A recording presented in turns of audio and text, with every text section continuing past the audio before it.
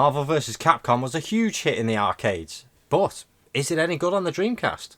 Let's have a little look. Capcom presents Marvel vs. Capcom!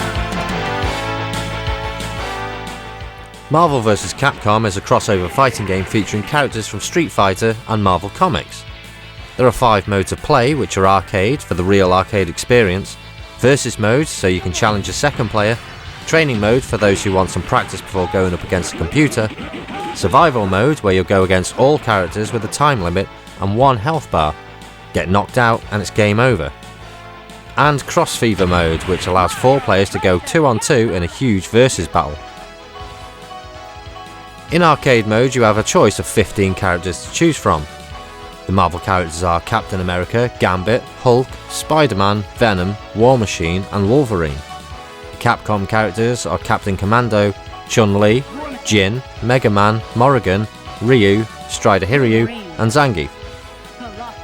Choose from manual or easy. Manual allows you to have full control of your character, where you must perform the correct button combinations for special moves as well as super moves. Whereas easy mode skips the directional combos and allows you to press 2 buttons together for a super move, or repeatedly pressing 1 button to perform a special move. You can then choose from turbo or normal game speed, and a random guest character which you can summon during battle to briefly attack your opponent.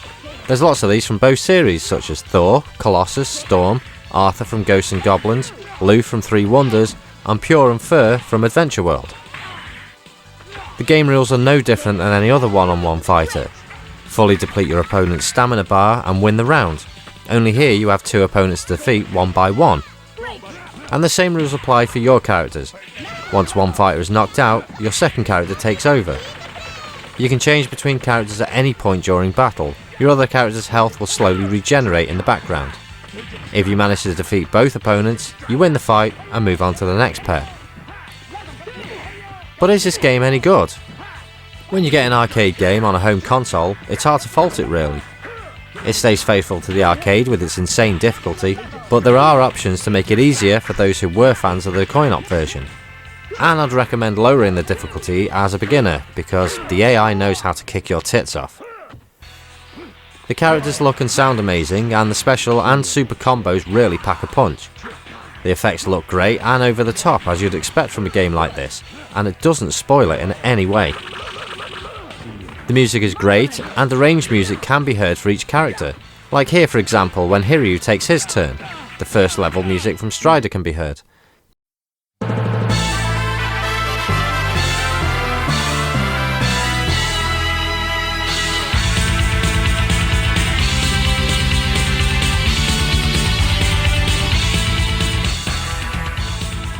The gameplay is manic and can become overwhelming to begin with, but it won't take long to adjust to it.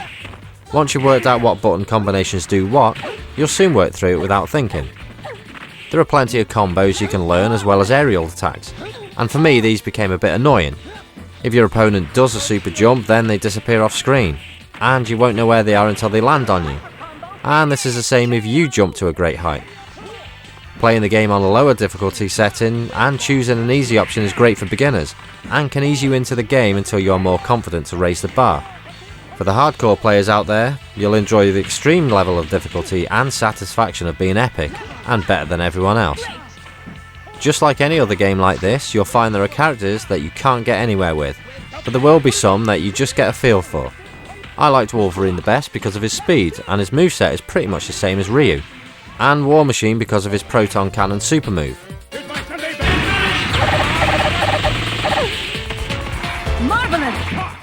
Overall, it's a great game that isn't entirely flawless, but it is a game that suits all fans of the genre, and with its wide range of difficulty settings, there's a lot of playability for the newcomers and the experienced. And I'd give this an 87%.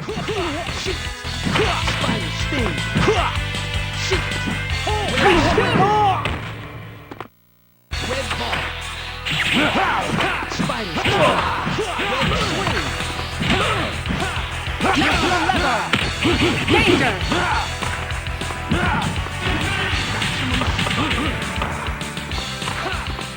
Thanks for watching.